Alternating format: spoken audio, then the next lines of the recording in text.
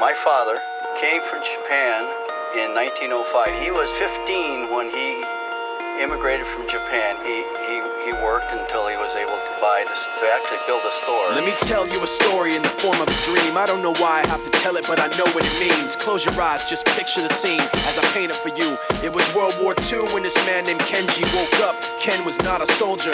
He was just a man with a family who owned a store in LA. That day, he crawled out of bed like he always did, bacon and eggs with wife and kids. He lived on the second floor of a little store he ran. He moved to LA from Japan, they called him immigrant. In Japanese, he'd say he was called Issei. That meant first generation in the United States, when everybody was afraid of the Germans, afraid of the Japs, but most of all afraid of a homeland attack. And that morning, when Ken went out on the doormat, his world went black, cause right there, front page news, 3 weeks before 1942, Pearl Harbor's been bombed and the Japs are coming. Pictures of soldiers dying and running. Ken knew what it would lead to, just like he guessed. The president said the evil Japanese in our home country would be locked away.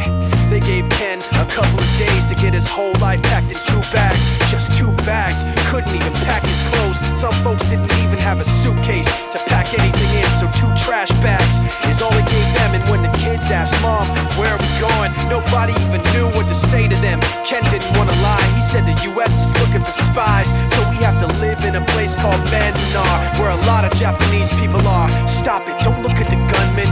You don't want to get the soldiers wondering if you're gonna run or not, cause if you run then you might get shot.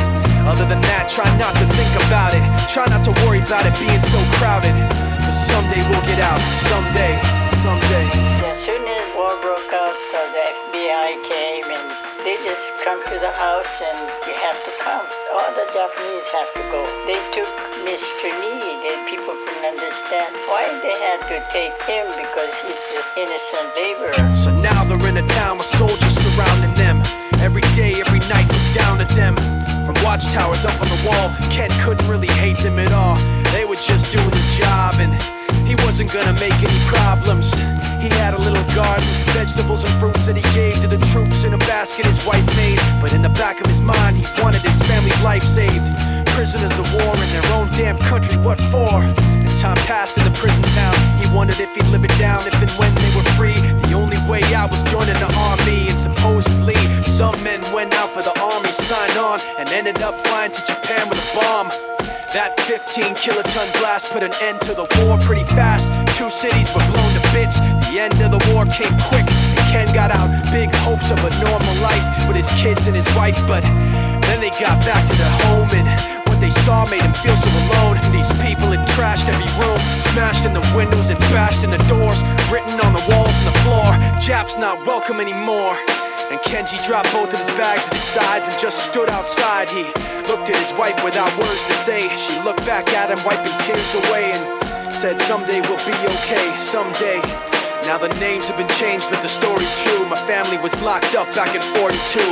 My family was there where it was dark and damp, and they called it an internment camp. When we first got back from camp, it was pretty bad. I remember my husband said, "Oh, we're gonna stay till last." Then my husband died before they closed the camp.